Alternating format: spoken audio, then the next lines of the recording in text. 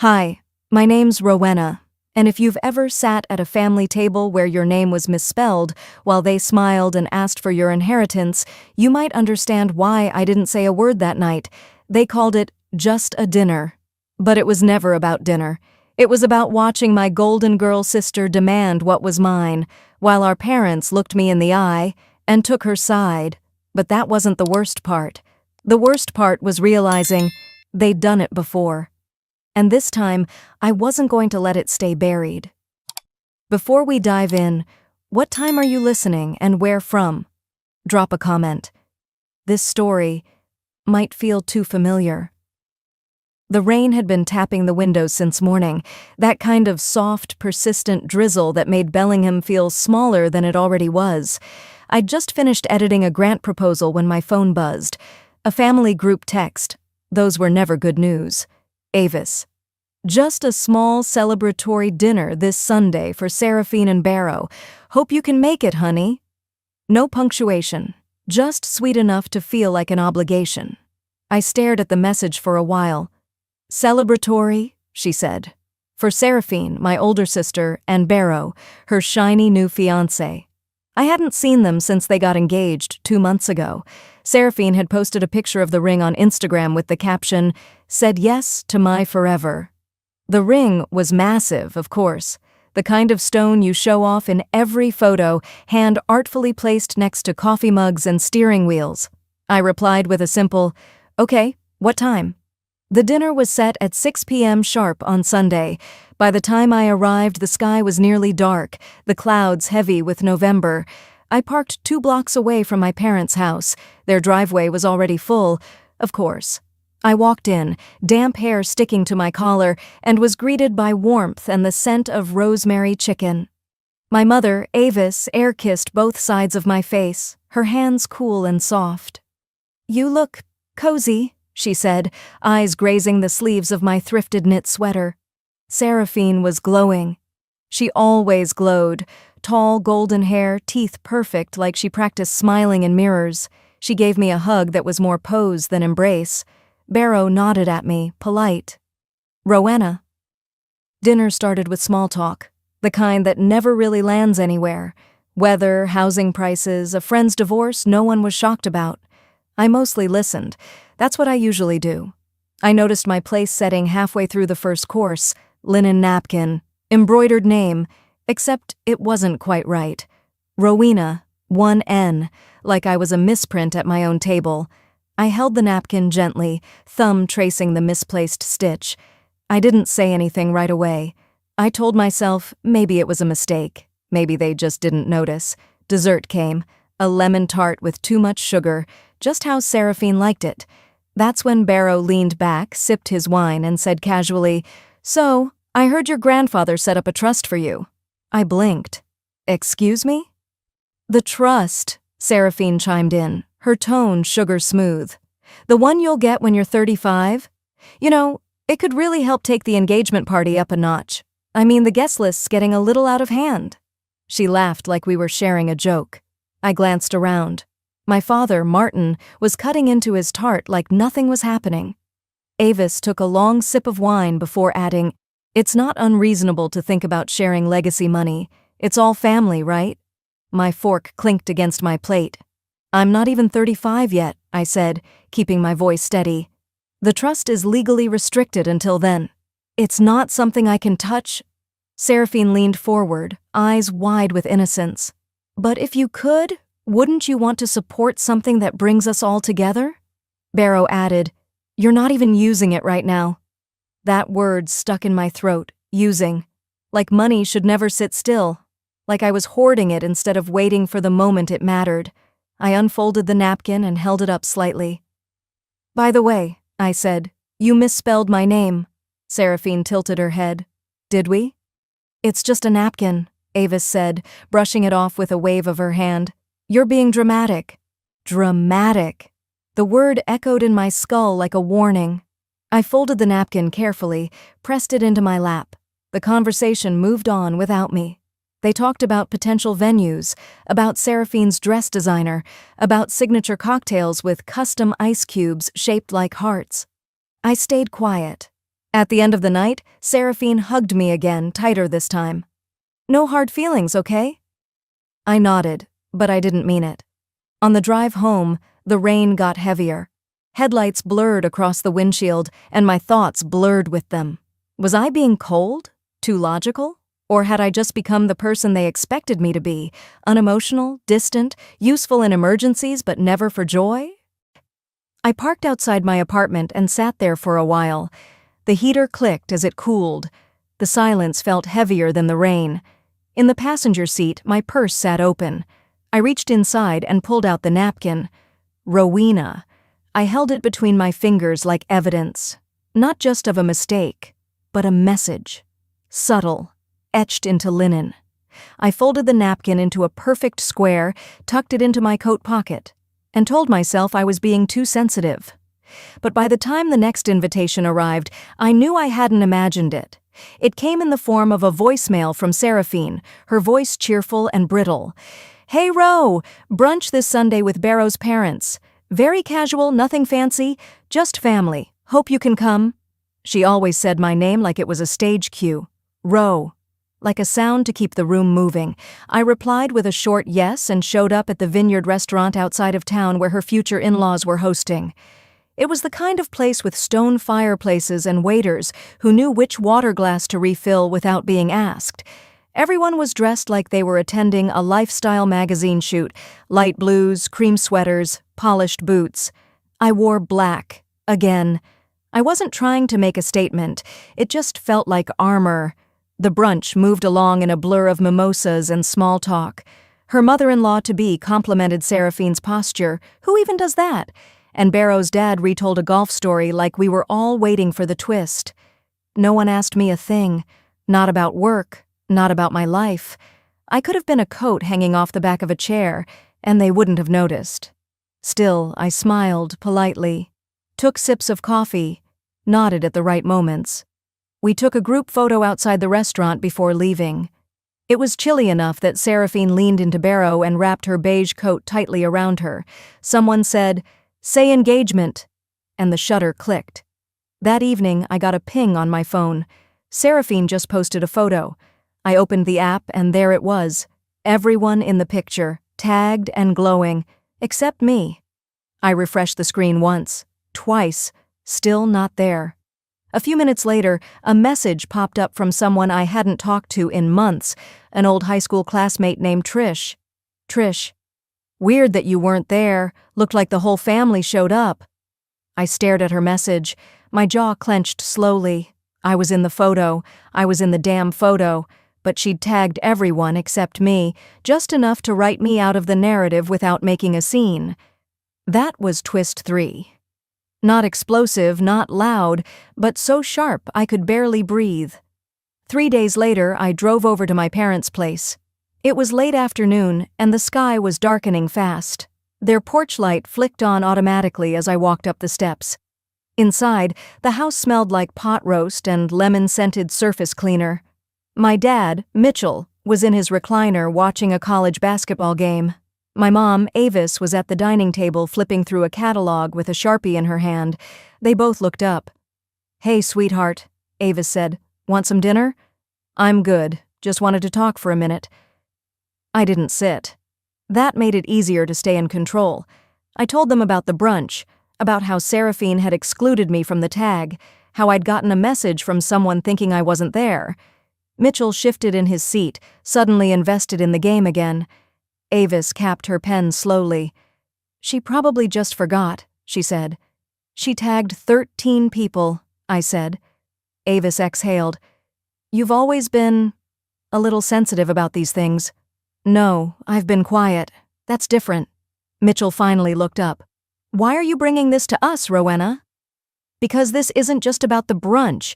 This started with the trust fund conversation at dinner last week, remember? And now I'm being erased from public photos? What's next?" Avis closed the catalog. "Seraphine just wants to feel supported. She's under a lot of pressure right now." "And I'm not?" I asked. Being asked to hand over money I'm not legally allowed to access, being told I'm rigid, having my name embroidered wrong like I'm a mistake at my own family table, none of that's pressure? Mitchell didn't answer. Avis just said, maybe if you'd contributed a little something, she wouldn't feel like she had to act out. It landed like a slap. They weren't just ignoring the behavior, they were excusing it, explaining away cruelty like it was a symptom of stress, a side effect of being the favorite. I nodded once, turned, and left. That night, I pulled out an old journal from under my bed. I hadn't written in it in over a year. The last entry was about a hiking trip I'd taken alone after a breakup. The ink had bled in places from a spilled water bottle. I flipped to a clean page and wrote at the top, "Is it really so bad if I give them a portion?" I stared at it. Would that stop all this? Would a few $1,000s be enough to buy my way back into the photo, into their good graces? Or would it just confirm what they already believed, that I was an account number, not a person? I closed the journal without writing anything else. Later that night, I curled up on the couch with a mug of peppermint tea, trying to quiet my thoughts. That's when the email came. Subject: You're invited. Seraphine and Barrow's engagement gala. I opened it, expecting more of the same. But this time it was bigger. A vineyard in Chelan, formal attire, catering by a 5-star chef, string quartet. On the bottom, in pale gray font, gifts optional, family expectations implied. I read it twice, then again. That word, implied, did more damage than a demand ever could. I stared at the invite, reread expectations implied, and realized they didn't ask for permission. They were announcing what was already decided. I didn't decline the invitation. I needed to see just how far they'd already written me out. The day of the engagement gala arrived with a thin curtain of rain misting over the hills outside Chelan. I'd left early, not because I was eager, just unsure how long it would take to gather the nerve to walk in. The vineyard's gravel lot was already lined with luxury cars when I arrived. A valet took my keys before I had the chance to reconsider. Inside, it was cinematic.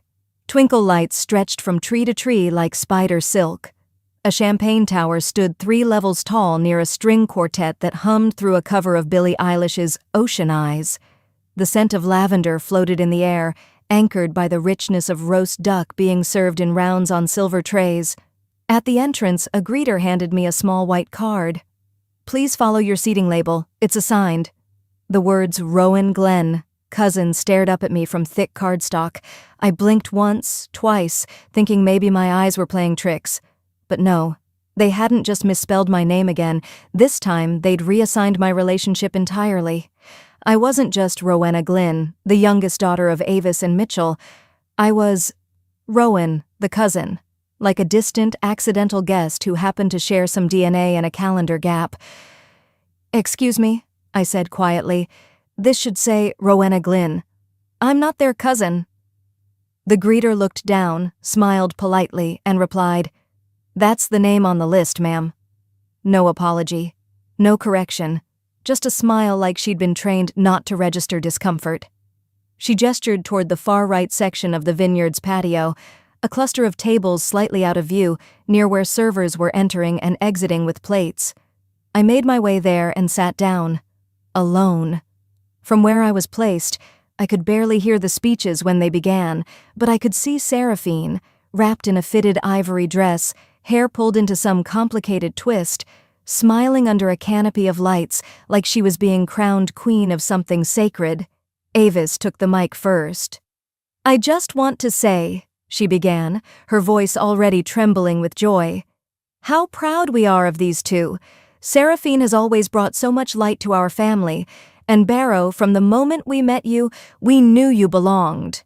She went on, thanking people by name. Aunt Margaret for the floral design, Uncle Wade for helping set up the lighting, Mavis and Ken for stepping in with support when we needed it. My name? Not mentioned.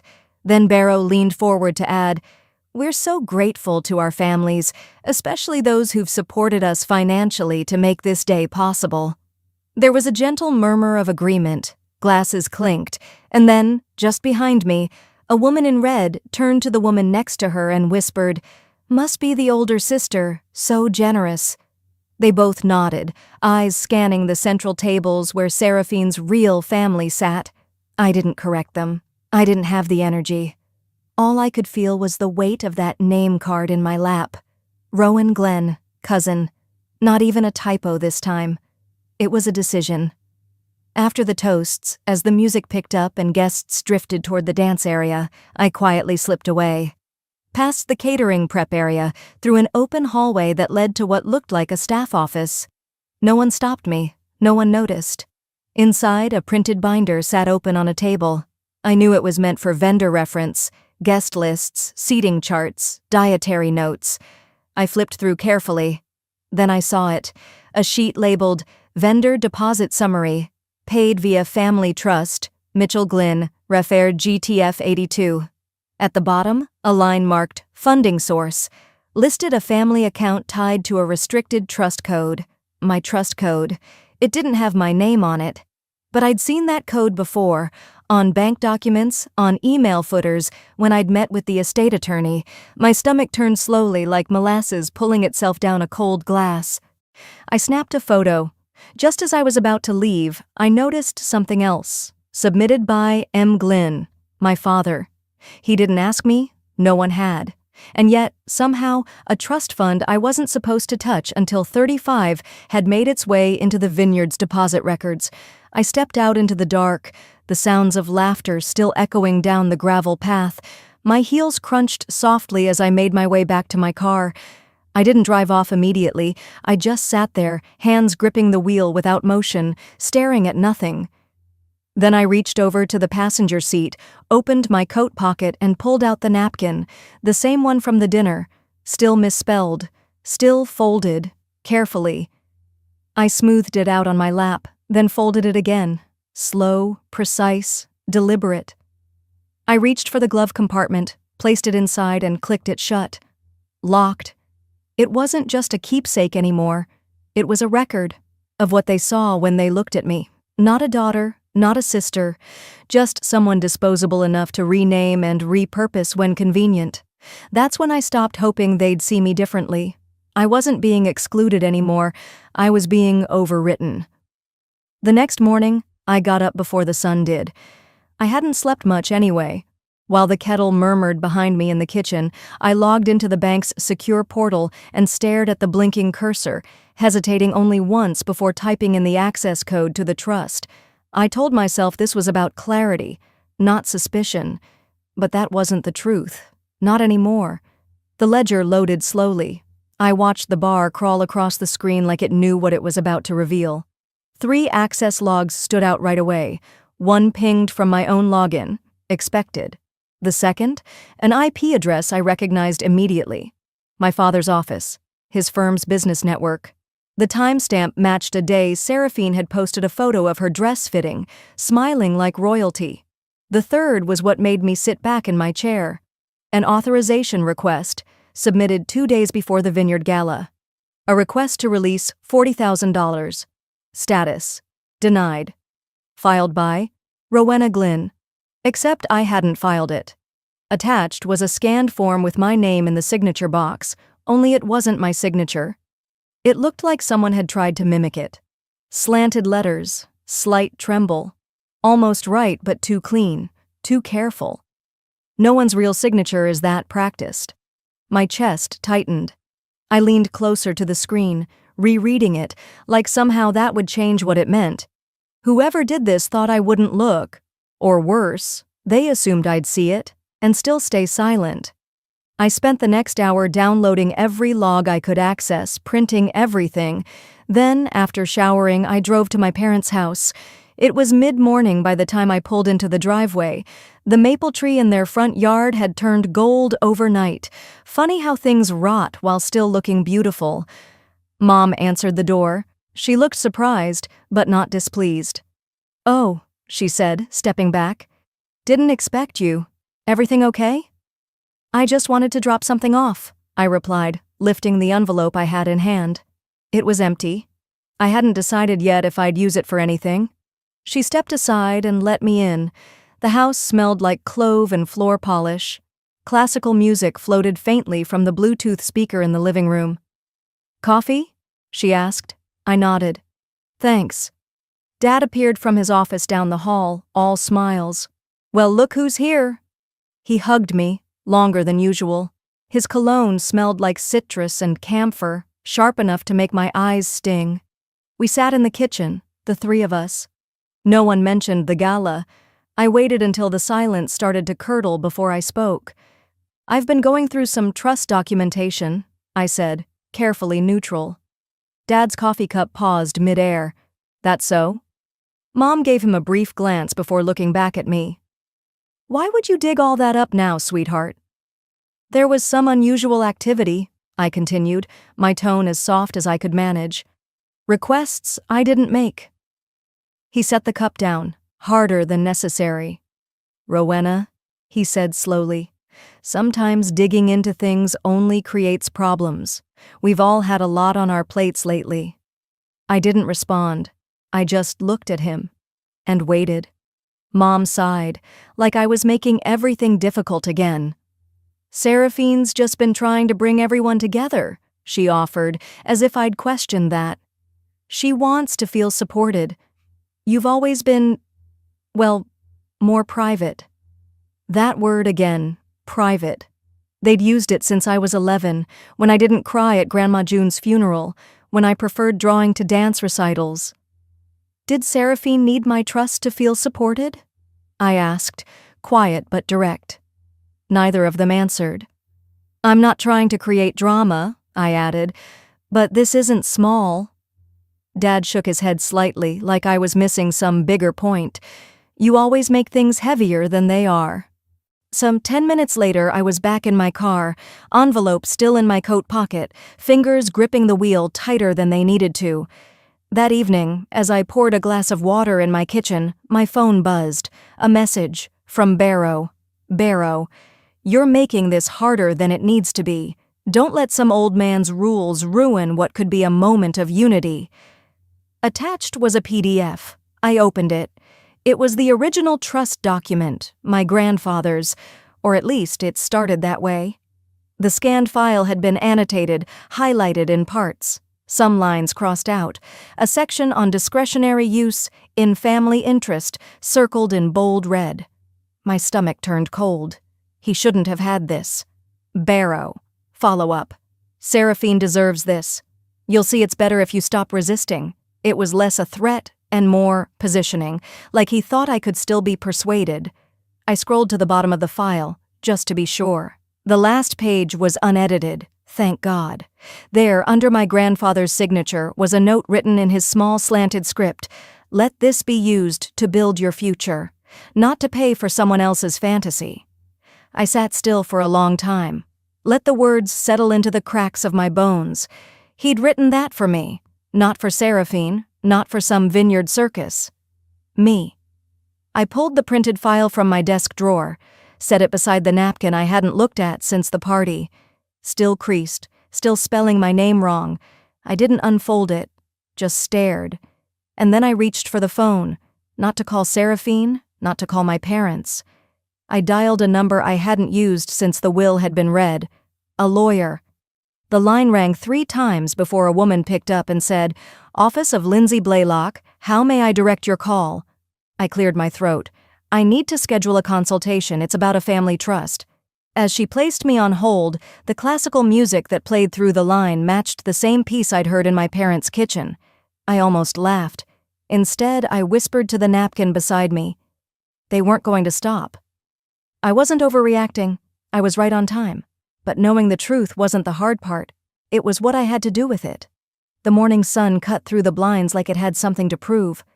I dressed without thinking. Jeans, sweater, no makeup, and drove straight to the law office of Lindsay Blaylock and Associates. I didn't stop for coffee. Didn't need it. My nerves were enough. Ms. Gallagher greeted me herself. She looked exactly as I remembered. Sharp suit, sharper eyes, and a tone like she didn't waste time sugarcoating things. Her office was warm but clean, mahogany desk, legal books, no family photos. I respected that. I slid the manila folder across the table. "Access logs, forged request, a PDF from my brother-in-law, all of it." She flipped through, scanning quickly. Her eyes narrowed when she saw the signature page. "Rowena," she said flatly, "this isn't just unethical, it borders on fraud." I didn't speak. She looked up. If this was submitted, even if it wasn't completed, it qualifies as criminal attempt under Washington law. We're not talking about family drama anymore. This is legal territory. There was a weight in her words I couldn't ignore. She flipped back to the ledger printout. You're not yet 35, which means your trust is still in protective status. But once it activates, she leaned back. If they're already maneuvering this boldly now, what do you think happens then? That stuck, not like a pin, like a hook. They've already shown you they'll cross legal lines quietly, she continued. Don't assume they'll stop when the stakes are higher. My jaw clenched. I nodded. She scribbled her number at the bottom of a business card and handed it to me. Rowena, you need to consider proactive legal protection. Lock down your access. Monitor for changes. And if anyone else tries something again, call me first. I thanked her. I meant it. Driving home, the road blurred a little. The morning traffic had picked up. Life went on around me like none of this had ever happened. Back inside my house, I closed the door quietly and stood in the entryway. I didn't cry right away, not even when I sank to the floor with my back to the wall, folder clutched in my hands. But when I opened my laptop, tried to write an email to my mother, and couldn't get past "Hi, Mom," something inside cracked. I hit backspace, closed the window. I opened my journal instead, wrote, "Maybe I'm just overthinking," then crossed it out. Hard. It looked like someone had scratched through it with a knife. The memory came in like a flood. Seraphine was 12. I was 10. She'd made fun of my poem at Aunt Deirdre's Christmas party, said it was so serious for a little girl. Everyone laughed. I stood there, red-faced, holding the paper like it was burning my fingers. Mom had pulled me aside and said, "Honey, don't make this a big deal. She's just trying to lighten the mood." That was the moment I learned silence was more comfortable for everyone else. That evening, just as I was trying to make peace with my thoughts, a delivery driver rang the bell. A slim white box sat on my doorstep. Return address? None. But the handwriting on the label, too tidy to be from a stranger. Inside was a framed photo. Seraphine and Barrow, locked in a posed kiss under the vineyard lights, champagne in hand, everyone smiling in the background. Except me. I wasn't in the photo, but that wasn't the part that stung. Taped to the frame was a folded note. Thought you might like a keepsake since you were part of the celebration. Mom. I turned the frame over, engraved in delicate cursive on the back. With love, from the family that came together. My hands shook. This wasn't kindness. This was a rewrite. This was them dressing theft in sentiment, making my exclusion look like affection, like I should be grateful. They were gaslighting me, turning memory into myth, and for the first time I wasn't confused. I was furious. That night, after dinner, I hadn't eaten much. I walked to the drawer where I kept the napkin from the first dinner, still folded neatly, still misspelled. I laid it beside the frame, the photo, the note. I stared at them both. If I stay silent, I whispered, I'm letting them teach the next girl in this family that this is okay. And that's when it changed. I opened my laptop, created a new folder. I labeled it, The Record. Then I opened the cloud storage tab, uploaded the access logs, screenshots, Barrow's PDF, the scanned gala invoice. I even included the email headers, each one labeled, dated, ordered. By the time I was done, it was nearly midnight. But I wasn't tired. I walked to the mirror over my desk and looked at myself. No tears, no shakiness, no questioning, just clarity. Not a woman unraveling. A woman preparing. They had their story. Now, I'd make sure mine was heard too. The first person I sent the files to wasn't my parents. It was the bank. Before sunrise, I sat in my kitchen with a mug of untouched coffee, uploading every document to the Trust Bank's secure portal. Screenshots, PDFs, ledger discrepancies, the photo of the caterer's invoice with my name left off but my fund mentioned. I kept it clinical, just facts, no emotions. I didn't want them thinking I was a hysterical sister. I wanted them to see this for what it was, fraud. By mid-morning, I got the reply. Ms. Glynn, we've received your formal submission. Our legal team is opening an internal audit and placing a temporary freeze on the trust account. Any attempted access during this period will be flagged and recorded. I exhaled, and then added one line of my own before logging out. Please notify me immediately if anyone attempts to override the freeze. I want full documentation. It felt like putting a deadbolt on something I hadn't realized was already wide open. I didn't tell anyone in my family, not yet. Not even 2 days passed before the next hit landed. I was on a call with a client when my phone lit up with a text from Clara, a colleague I'd worked with on a nonprofit grant last year. Clara, just a heads up, Seraphine's posting something weird about you. I don't want to overstep, but it feels pointed. I muted my work call and opened Instagram. Seraphine's latest post was a carousel from her wedding dress fitting, a long caption wrapped in perfect lighting and emotional fluff. Family means everything, but sometimes greed changes people. And it's heartbreaking when the person who should be clapping for you is the one tearing you down. Some women just don't know how to celebrate love without making it about themselves. I didn't need a name to know she was talking about me. Beneath it, dozens of comments chimed in. Jealousy is ugly. I know sisters like that. Always need the spotlight. You deserve better, Seraphine. I didn't cry. I didn't even blink. I just screenshot everything. Caption, comments, the timestamp, the hashtags. Then I opened my private journal and typed one line. They think I'll back down to protect the illusion, but I don't owe them that. And that's when I knew. I wasn't just fighting for a piece of paper with my name on it anymore. I was fighting for my name itself. That night, I drafted an open letter. Not to post yet. Not until I had every piece. It wasn't vindictive. It was clear, careful, surgical. It started with, "My name is Rowena Glynn, and I was never supposed to talk." In the meantime, I spoke with Ms. Gallagher again. I forwarded the Instagram post. Her voice was sharper this time. This isn't just inheritance fraud anymore. This is reputational damage, public defamation. You don't just have a trust to protect now, Rowena. You have a reputation, and we'll protect both. She promised to draft a cease and desist. I didn't ask her to wait. That weekend, a calm settled over me. Not peace, but clarity. I didn't go out. I didn't answer calls. I didn't return the email from my aunt asking, "Have you considered just letting this go for the sake of family harmony?" Harmony. That word tasted like bleach now. I cooked, cleaned, organized the drawer where I'd kept the napkin, still folded, still misspelled. Then I received the call. Late Sunday night, just before midnight.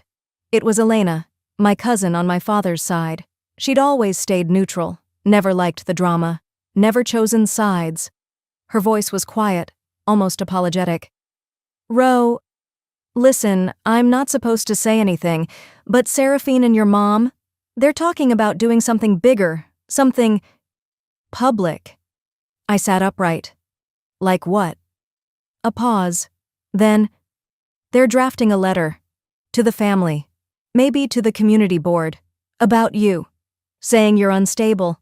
That you're trying to sabotage the wedding. That you've had episodes. My breath stalled. Elena's voice softened. "I don't believe it. I know you, but you need to see what they're planning next. Before it's too late."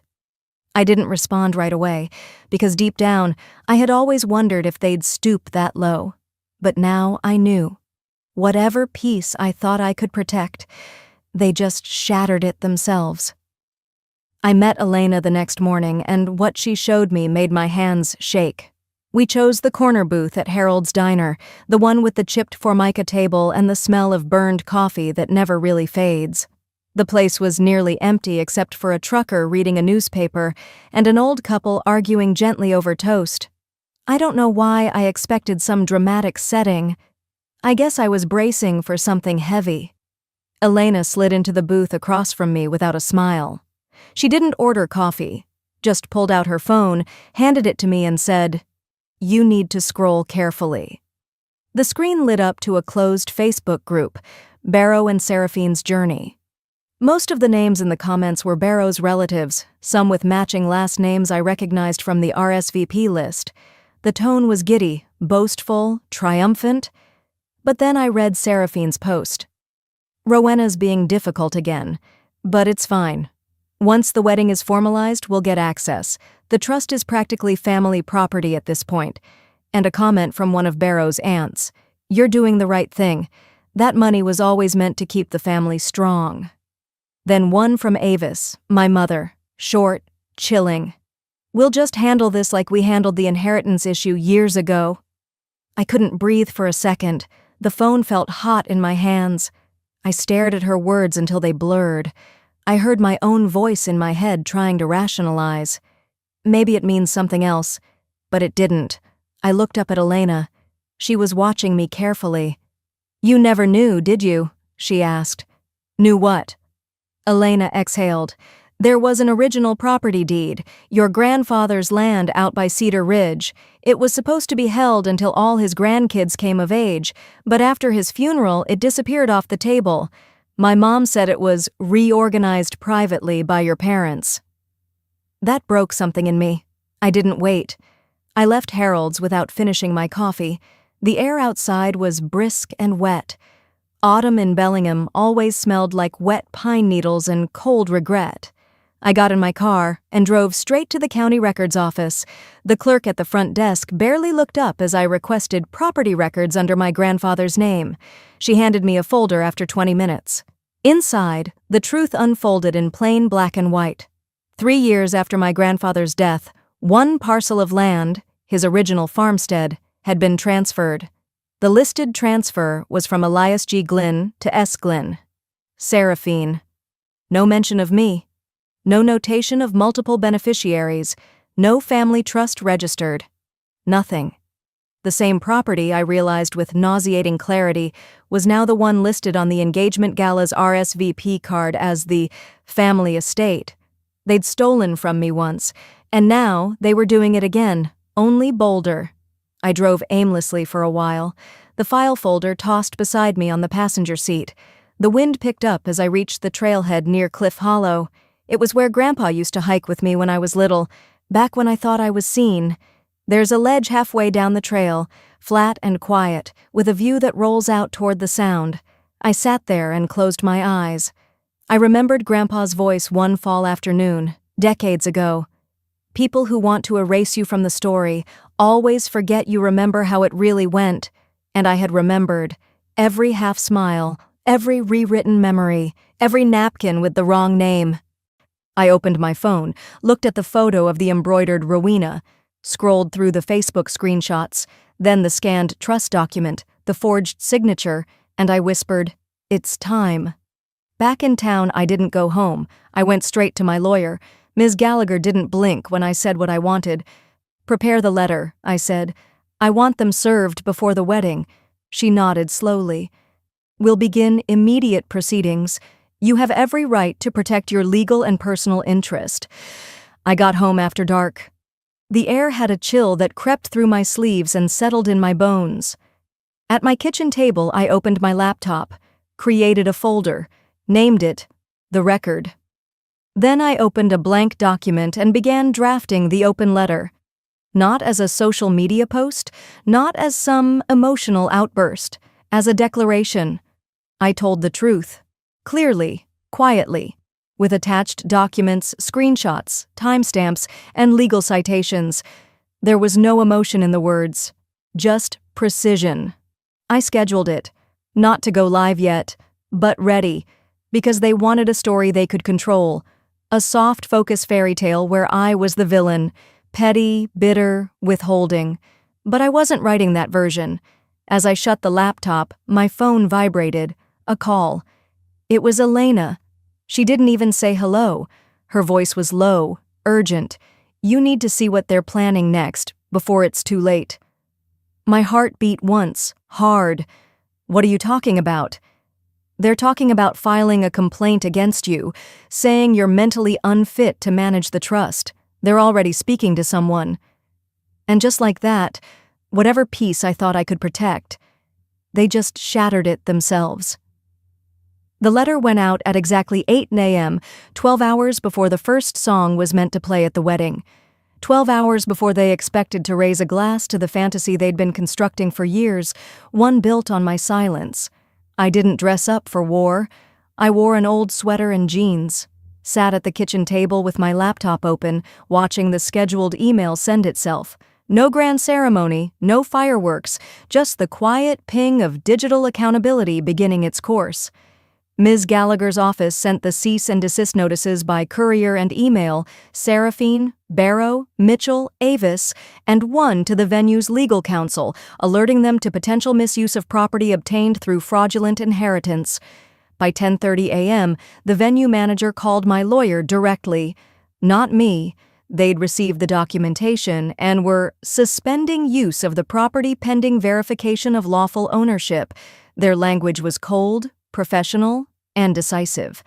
Around that time, my scheduled open letter went live. I'd prepared it for weeks, but it still took me a full 5 minutes to press publish. Once it was live, I didn't sit and watch. I got up, rinsed a few breakfast dishes, swept a corner of the living room.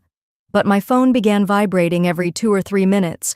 First, a message from someone I hadn't spoken to since high school. "I just read your post. I always knew you were the real one in that family." Then a comment notification from a stranger on the community board. "Was at the engagement brunch. Something felt off. Glad someone finally said it." The letter was calm, fact, not feeling. A summary of events, screenshots of the trust's forged documentation, a copy of the land deed transfer, a photo of the napkin with my name misspelled, and at the very end, one line, "This is not revenge, this is the truth, and I won't be rewritten." By 11:30 a.m., local Facebook moms were sharing it. One tagged someone I vaguely remembered from middle school. "Is this the same Seraphine you were telling me about? The one with the matching Range Rover?"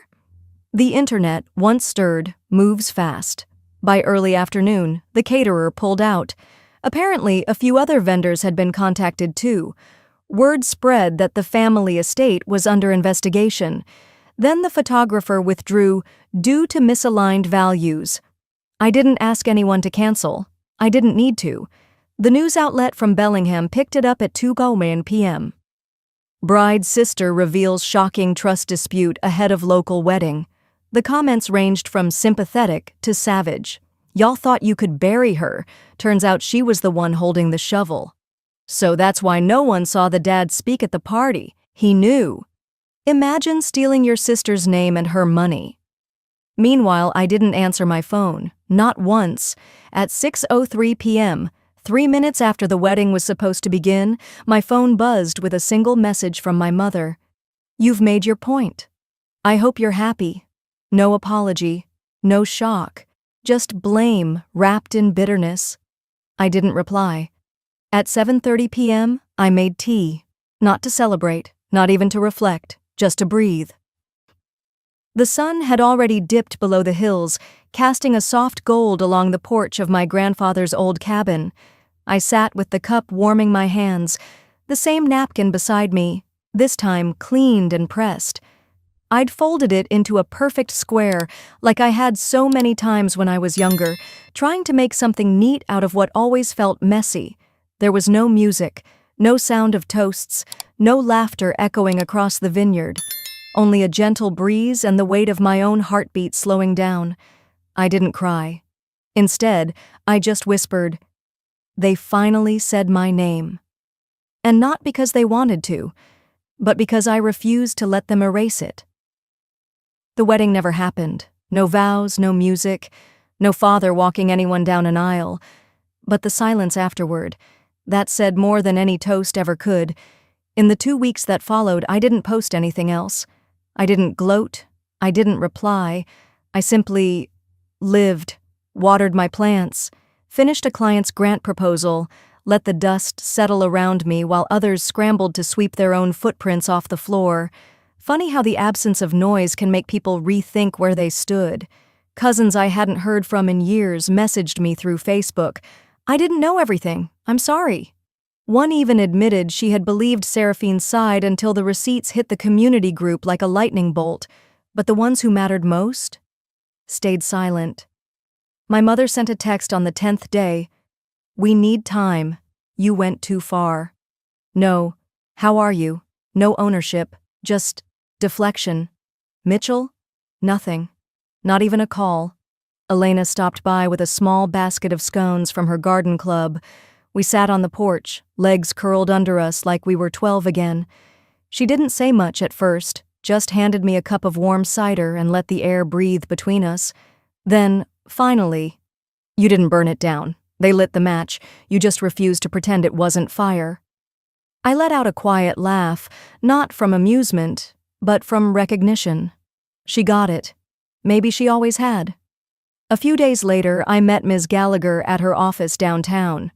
It was a short meeting. The bank's audit confirmed the attempted access, and the trust was now locked tighter than Fort Knox, access limited to my name alone. The venue had refunded the deposit, noting contractual irregularities, and Seraphine's name was stricken from their client history. I thanked Ms. Gallagher, but before I left, she said, "You did this with dignity. That's rare."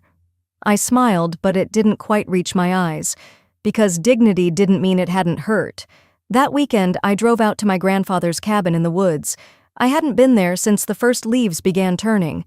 Now they carpeted the path in gold and rust, crunching beneath my boots as I walked up the familiar steps. The porch hadn't changed. Still creaked in the same spot. Still held the indent in the wood where he used to rest his coffee cup. I sat in the chair beside it and reached into my coat pocket. The napkin was there, cleaned, ironed, folded perfectly. I placed it beneath the flat river stone he used as a paperweight, the same stone I used to pretend was magical when I was 6. And I whispered, "This was never about the money. It was about memory, about being seen, by someone who never needed convincing that I mattered." The wind picked up, catching the edge of the napkin just slightly before settling it flat again. On the drive home, I didn't cry. I just stared at the road stretching in front of me. Quiet, long, unbothered by detours. Back in town, I opened my laptop and began outlining a new grant proposal, this one for a national foundation. A big one, the kind that funds lasting work, not just flashy ideas. Elena looked over my shoulder and raised a brow. "You're really going for that?" I nodded. "For once, I'm going to use what's mine to build something no one can erase." She didn't answer, just reached out and gave my shoulder a gentle squeeze. Later that evening, I sat down by the fireplace, the glow soft across the walls, and recorded something for my own piece. A voice note I might never publish, but needed to say aloud. Maybe your name was misspelled too. Maybe they sat you by the kitchen or rolled their eyes when you spoke. Maybe you've been told you're too sensitive, too quiet, too hard to connect with. But maybe, just maybe, you don't need them to spell it right, because you already know who you are, and that's the name they'll remember, even if it's the one they tried to bury. I didn't need the spotlight. I just needed them to stop pretending I didn't exist.